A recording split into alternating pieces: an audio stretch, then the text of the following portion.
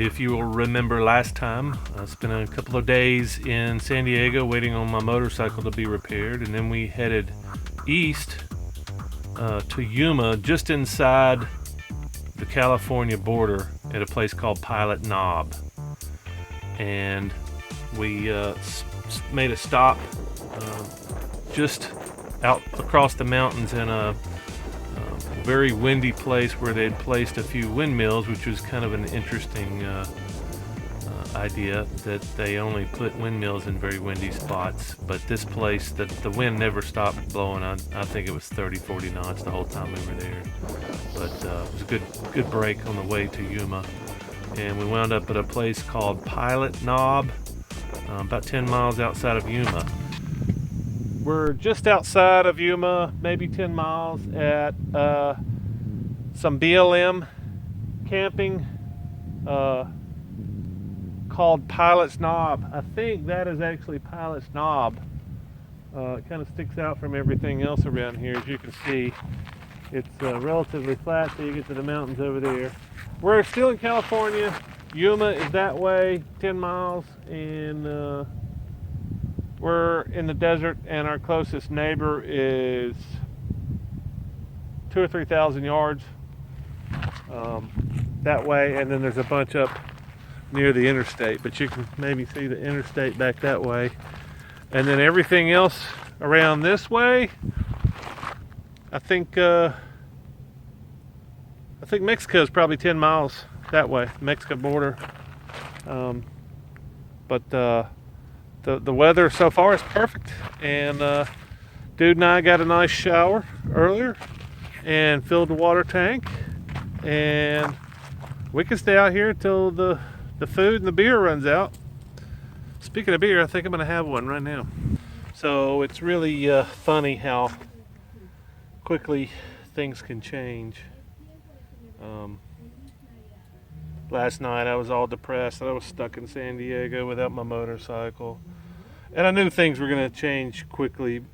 Well, hopefully. I mean, tomorrow is the BMW guy's last day until next year. He was going to take close the shop, take the rest of the year off, which is certainly his right, but I would have been screwed so if anything would have happened. So, broken something that we'd have had to wait a few more days to get it, I would have been without a bike and stuck in San Diego waiting on my bike. But anyway, I was hoping that everything would change, and the part was supposed to come in before noon today, and it came in earlier than that, I suppose, because I got the phone call at 11, just shortly after 11, that the motorcycle was ready to go.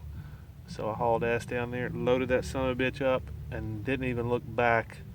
Stopped on the way out, took a few pictures of San Diego, and I'm just not that it's an awful city. It's just they don't like RVs, and there's all the stuff that I wanted to do is downtown, and I guess I could have figured it out. I just didn't want to take the time and risk leaving the dude on the bus while I'm playing around on mass transit or trying to pedal my bike 30 miles round trip. So anyway, here I am in the desert, and got my Ballast Point Pale Ale. Ballast Point makes some awesome freaking beer. I think I've got three different kinds of their beer in the fridge, and they're all quite delicious. So I'm gonna sit here and drink my beer and get some footage of dude.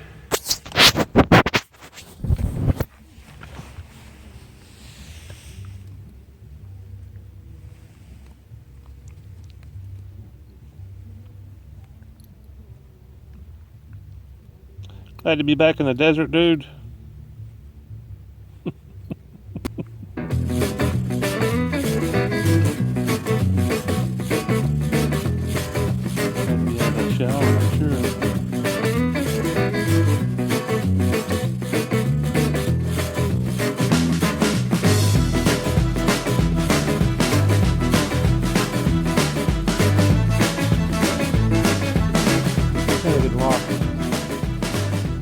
Locked in the bus for few days. It's been raining for the last couple of days.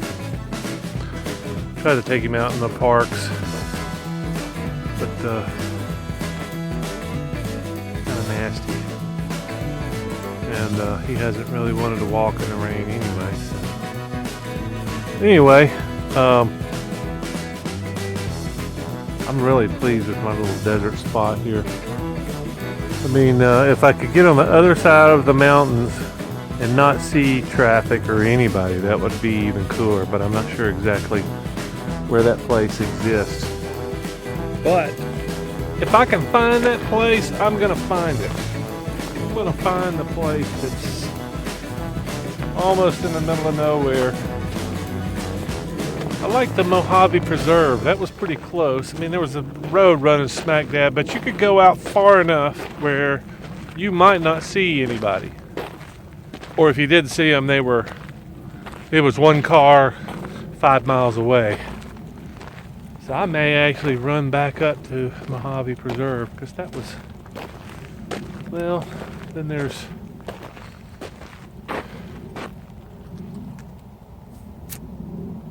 Joshua Tree, but you gotta have backcountry bullshit permit, because that's a park. And of course, everything has to be, no footprints. They don't want to see anybody's tent. God forbid they see an RV out in the middle of nowhere. They would freak out if they saw an RV in the middle of the desert. So, I'm afraid, or they may be afraid that somebody's going to take a piss in the sand or something.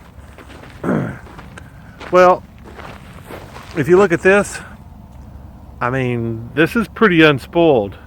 There's tracks on the other side of my bus. There's a couple of tracks here, looks like maybe four-wheelers. But other than that, this is pretty unspoiled. I don't know, maybe somebody raped it 100 years ago, but I think, I guess it's probably more about the number of people that are trampling, because there's probably not that many people trampling out here, because there's no freaking huge Joshua trees to look at. It's just creosote and sand, which I happen to love, by the way. I make fun of the desert, but the desert is freaking fantastic. If you haven't been out here, you need to come. I would say probably don't come in the summer, because that's probably what everybody gets their bad opinion about the desert. That's where they get it, is blistering heat and chances of death from dehydration are very high. But I fucking love it. I love the freedom of it, to just be able to go and camp and not have to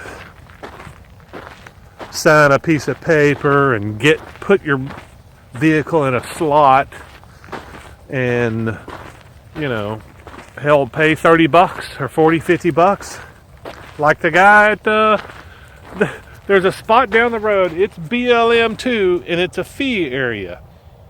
It's the Imperial Sand Dunes. $50 to park. There's no other facilities. It's just sand dunes. You just go out there and you park. It's for a week, granted, but I just wanted one night, and for me to park, it was $50. There's an annual pass. There's all kinds of stuff. It's very unusual to see BLM land. My experience, BLM land that charges a fee to camp or even enter. It's rare, and I get why they do it, because they've got to maintain. There's a field office there. There's porta potties. There's a camp host that's got to maintain those sand dunes. Anyway, I get it, but here I am. I didn't pay anybody a dime. I didn't sign any piece of paper. I'm not parked in any slot. I parked exactly where I fucking wanted to park, except maybe I would have liked to park on the other side of either those mountains over there or those mountains over there. But other than that, I'm very happy. I'm very happy. I would probably pay to have this, to be able to camp this far out. I'd pay $10 for this. Nobody bugs me? Are you kidding? Hell yeah, sign me up. $10. I prefer the free, but you gotta admit, there's just something freaking cool about this. If it wasn't for the interstate, it would be so quiet out here, and it's so flat. It feels like this place was constructed for some purpose. Maybe this is a alien landing pad. That's exactly what it looks like. What do you think, dude? Is this an alien landing pad? Is that where we're at?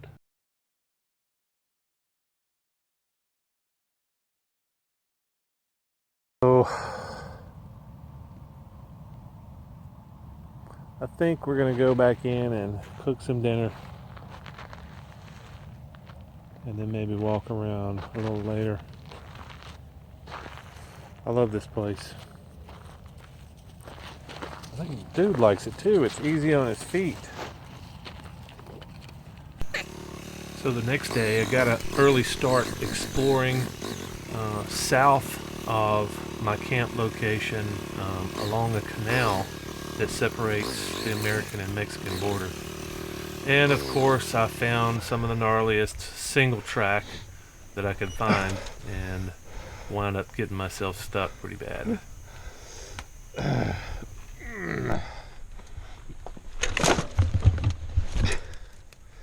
Can't get off the bike. I gotta drop it to get off it. Damn.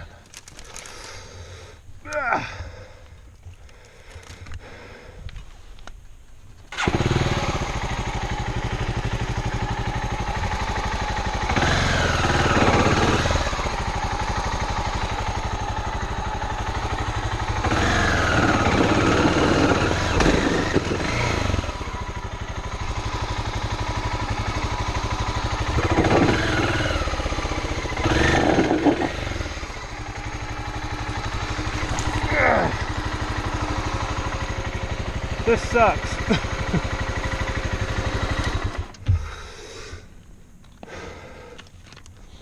Let me see if I can find another workaround.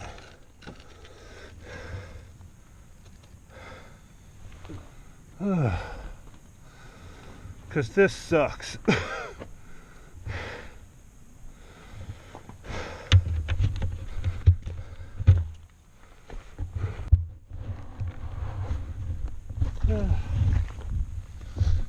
I would find a way to get my ass stuck out here. First day back on the bike. I bet that shit's much easier up there. We're gonna go find out.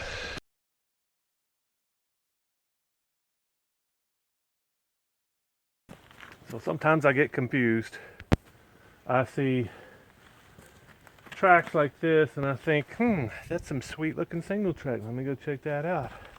And then I wind up in places like this where it's clearly not single track, because you would have bashes on the rock. Somebody's been walking through here, or this is a bighorn sheep / pig route. I don't know, but there's tracks all over the hillsides. Maybe this is an old mining site, but I'm in here stuck. What are you doing on Christmas Eve? I'm extracting my motorcycle from this pit of death. I'll be out of here in a minute, no biggie. It's Christmas Eve 2015 and I am surrounded by mountains. Volcano, mountains, everywhere. You just can't escape it. And it's freaking beautiful out here and the weather's perfect. It must be, I don't know, 71 degrees out here. So I'm standing in the middle of mountain ranges, 360 degrees all the way around me. And I'm thinking, I just stopped here to camp. I didn't know there was awesomeness all over the place. And even behind me, there's a volcano. I just rode around it. I don't know, it just kind of blowing me away. And the disappointment is, you can find awesomeness like this all over the place, and you can actually go climb and explore and ride around, unlike the parks. you can't really dip your feet in it. So anyway, this is just a freaking awesome day. I'm just so excited to be here. And it's Christmas Eve. What are you doing? I should probably use this opportunity to talk about the dangers of motorcycling in the desert by yourself, because I think that I captured more crashes on this video than I probably captured most of the time I've been videoing. This is a pretty new environment to me. I've ridden plenty of sand, but not deep, slick talcum powder sand like all over the place here. Not just that, there's talcum powder sand mixed in with some flat rocks, mixed in with some soccer ball type stones that really make it riding really tricky out here. And there's lots of opportunity to get yourself hurt, number one. And number two, the opportunity to die in the desert is pretty high if you're riding by yourself and you're hurt and hobbled and not able to get out, extract yourself. And you know, there's always the danger of dehydration, because you can't really drink out of any streams around here because the streams stay pretty dry most of the year round. But here's coming up on one of my first crashes, and this is just one of those hills that I took for granted.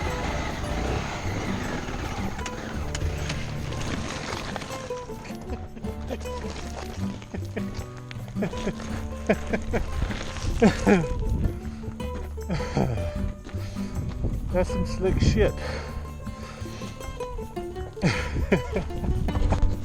And of course I was yucking it up a good bit because it's such a simple little hill climb. It was just extremely slick and I couldn't get any traction. And what's worse is the bike landed with the kickstand in the sand, which made it almost impossible to pull out. So I had to pick the bike up vertically. And you can see now I had no problem getting up the hill since I knew that what I was in for. And you know, instead of the rear end sliding around, I just kind of gunned it and stayed on it. But anyway, I'm headed towards one of the cinder cones, one of many cinder cones that are out here, and this was one of the largest, and it was just so fascinating to even ride around that. And you know, most of the riding around here is very simple, but it's always the little simple things that kind of sneak up on you. You're just not paying attention. You're not cautious because the riding is simple. There's nothing really tricky except you run into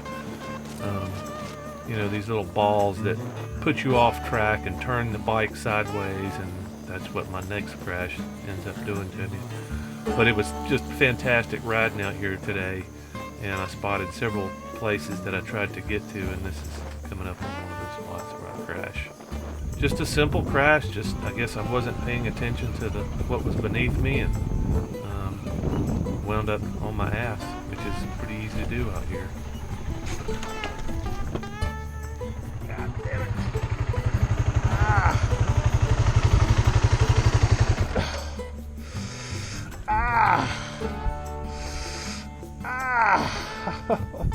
That fucking hurt.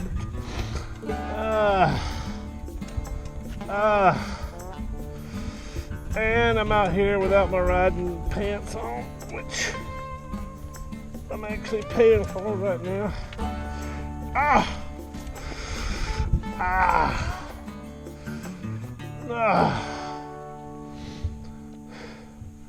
And that was a really stupid mistake. I don't even know what the hell I did. Oh, brakes. And I like brakes. They finally locked on the front. And I'm surrounded by cholla.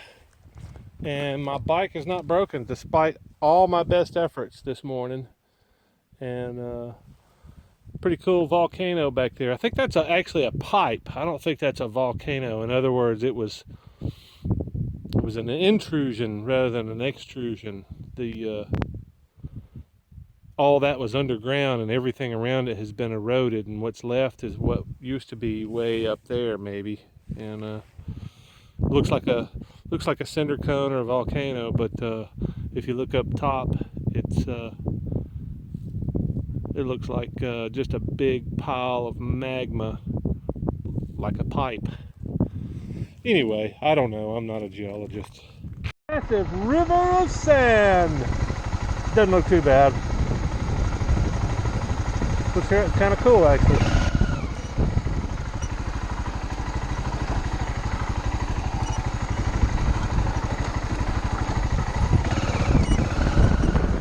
This is one of the widest and deepest washes that I crossed, and it was very impressive considering the small size of the other washes, but it was really interesting to cross.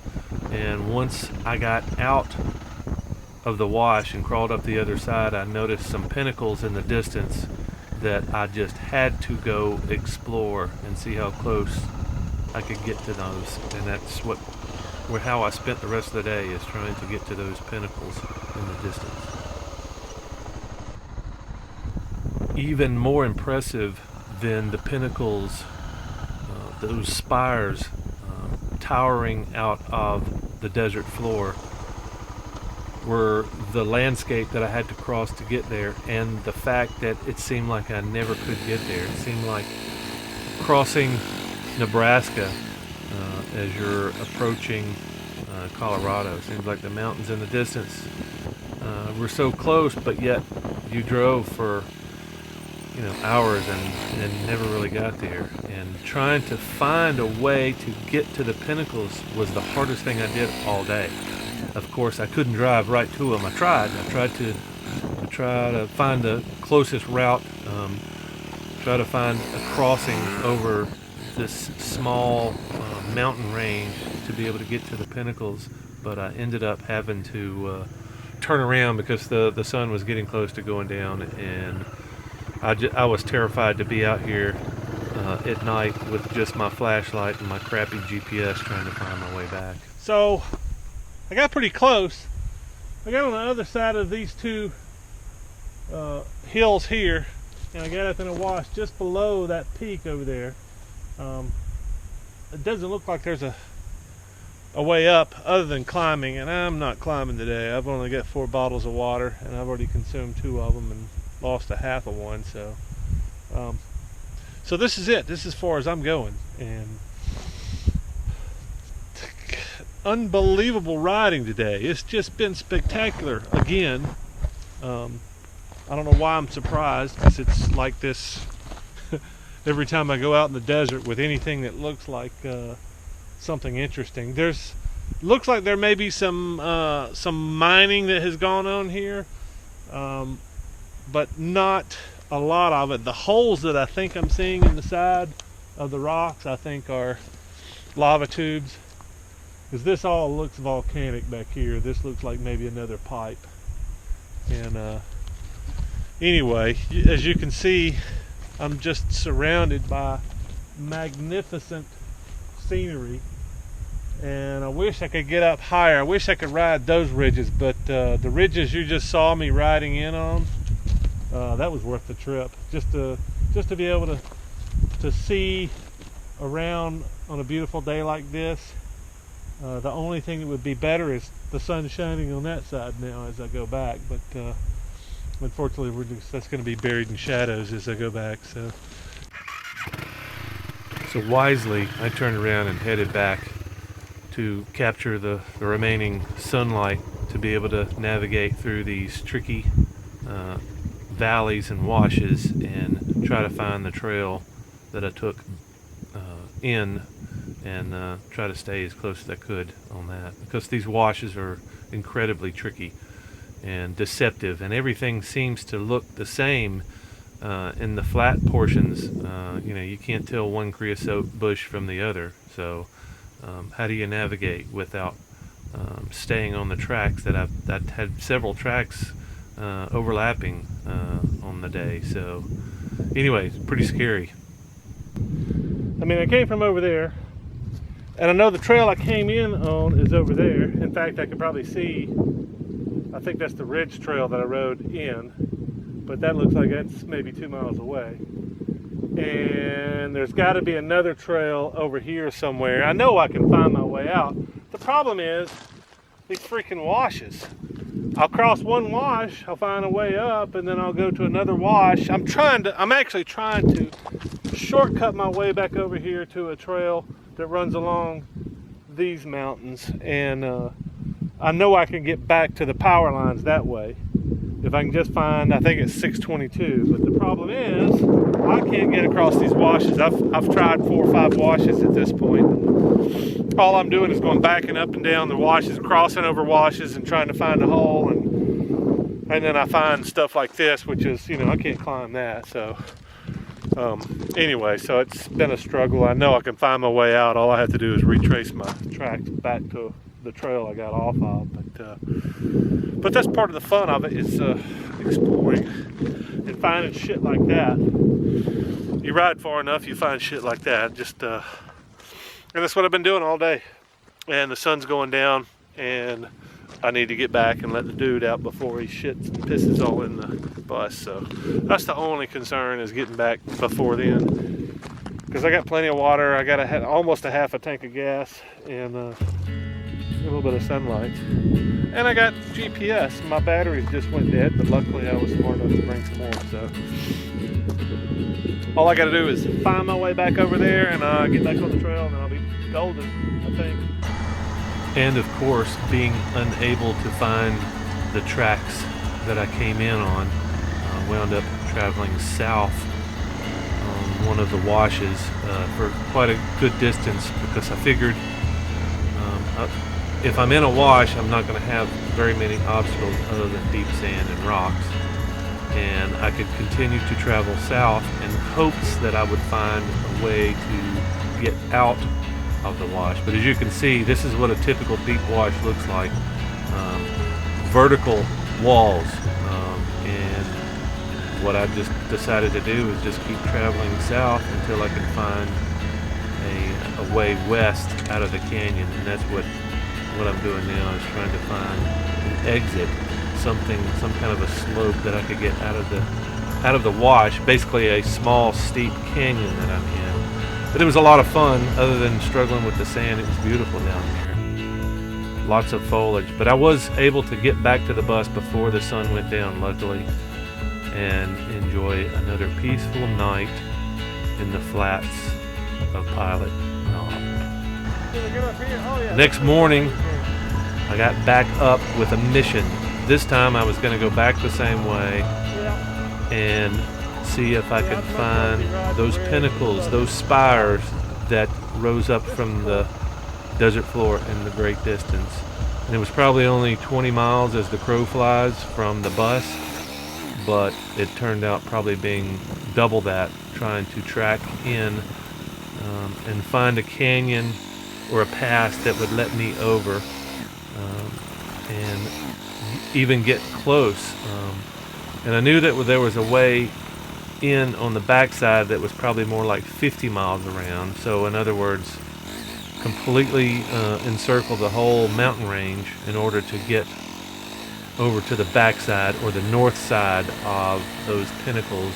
And even then, I wasn't even sure if I could get up to the pinnacles, but I was determined to keep exploring, because this is what I got to see all day long, is this moonscape, and I just had a blast exploring and trying to find my way in. There were some limited BLM road maps, and this is everything that I'm riding in is BLM. A lot of old mining ruins out here, and that's probably why some of the roads are as in good a shape as they are. And I'm still trying to find a way over a pass here, and this is just one of many dead ends that I circled. And this is a little, I wouldn't call it a river, I would call it more like a reservoir, because it looks like they had a dam on the side of it that held some water, which is the first water that I'd seen out here. But I'm not so sure that that water was drinkable. It probably had some kind of a pollutants in it, like heavy metals and whatever the miners used to extract the ores from back then. I'm not even sure what they were mining for. But this is getting close to one of the dead ends where you see this slice going over the tip of the top of the mountain, and it's a slice only because some kind of a four-wheel drive rock crawler got up there and cut up the rock a little bit. And maybe he got over, maybe he flipped flipped 20, 30 times coming down and killed everybody inside. But sometimes you just got to make a judgment. And when I'm by myself, most of the time I'm a lot more conservative on how I ride and where I ride, and what kind of risk that I take. And obviously, the day before having dropped my bike and essentially crashed so many times, I decided this is probably not worth the risk. But obviously I'm getting very close. These are some of the spires that I was looking at, and I knew that at this point I was getting almost to the point of getting exactly where I wanted to be, and I just had no idea what was in store until I finally got there, and it was breathtaking. And this is just one of many dead-end canyons and passes that I crawled over and down into before I realized it was a dead end, or impassable, at least on a motorcycle, and probably not even by climbing. But you don't know until you get down to the end in many of these places, and then you have to make a decision of, do I try to crawl up this vertical face and kill myself, or do I turn around? And this is I hate being defeated like this, but a lot of times it's the smartest decision is don't do stupid stuff and just turn around and go back out. But this is also one of those canyons where I realized, okay, well, I'm bouncing down a canyon that's, you can always fall into a hole, and sometimes the hole you fall into is a whole lot easier to crawl out of than falling. Falling's pretty easy. But this is one of those cases where I go, I didn't know it was so tricky getting down here, because I'm thinking the whole time going down, hey, no big deal. It doesn't, it's falling. Controlled falling most of the time, hopefully. But you're falling down. You can jump down into stuff. It's just hard to jump out of stuff, especially with a 400-pound motorcycle and a 300-pound rider and all kinds of crap. But it's also one of those situations where you feel you're terrified. Oh my gosh, what have I done? But then if you can get yourself extracted from it, it's a really good feeling. When you get to a point where you go, how the heck did I get into this hole? And then you just hit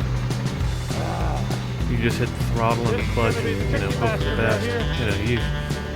I've been riding for 40 years. You'd think I'd know better by now, but it's always one of those things where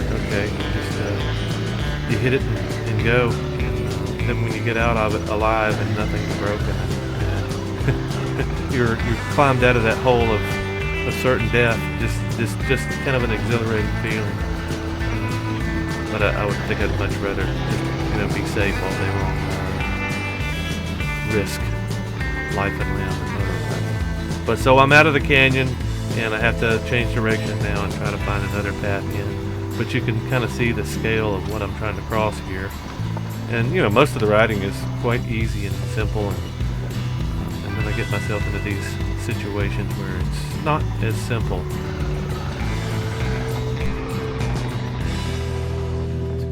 I found the pass that I was looking for, but it's not much of a pass. It's some kind of freaking rock crawler came up here and cut a path over the top of this ridge, and it's just ugly up here. It's nothing but work. I mean, if I had some more time, some more daylight, and maybe somebody to go for help if I dropped the bike on top of my head, which I'm apt to do, I would probably try this. But man, it gets gnarly way up there. I mean, it's kind of gnarly down here. It's relatively flat. Big boulders. Very technical. My ankle's not at its best, so. But anyway, it's pretty cool looking mine ruins. I wanted to come up here and get some of this. And then I don't have to turn around and head back, because it's almost 3, and I try to turn around by 3 or earlier, depending on how far out. I'm only like 15, 20 miles out. Not a big deal, but the sun goes down right around 4:30 now out here. This goes down behind the mountains, and that shuts off my solar, which shuts off my fridge and burns my battery up. So rather than do all that, I'm gonna consider this. This would be some good footage climbing up this, but damn, at what price? And as much as I hate dead ends, I love the ability to explore until you find the dead ends. The alternative is just going down a straight road and no excitement at all. Never experiencing anything other than the normal stuff. That's kind of boring too. But just being able to ride along in these landscapes and explore, even with the dead ends, they're frustrating, but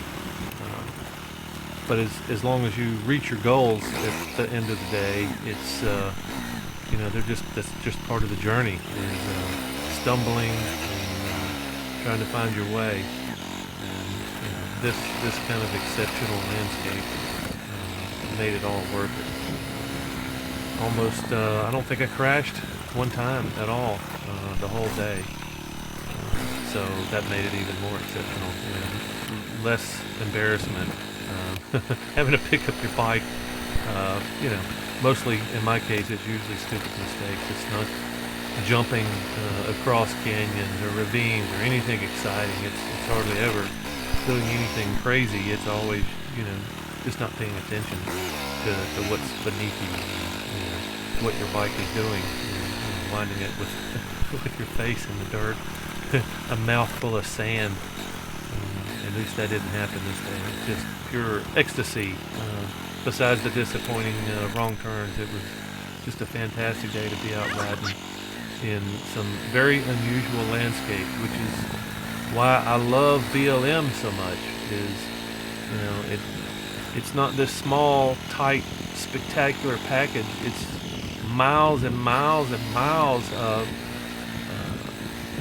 maybe not quite so spectacular, but then you get these unique surprises that you can roll up onto, and there's nobody there saying, telling you can't do this and you can't do that. And that's one of the many things that I love about BLM, is being able to camp right next door to the fantastic stuff that you're seeing right here. If I could get my bus back in here, I could park, on one of these ridges. Might piss somebody off if they had to go around me, but just the ability to take and explore into the backwoods, and nobody really has any problem with what you're doing, as long as you're not doing any damage to the environment, leaving all your trash and impacting others' experience. You get to have a fantastic experience that you cannot have in a national park. And I know I keep saying the same thing like a broken record. That it's not that I'm not a fan of the national parks. It's just the limitations. You can't go climb up the rocks. You can only stay on the trail. You can't take your dog down the trail. You can't do this. Don't stop here, or don't only take pictures here. But I finally made it to the place that I was trying to find, and it was worth the whole journey.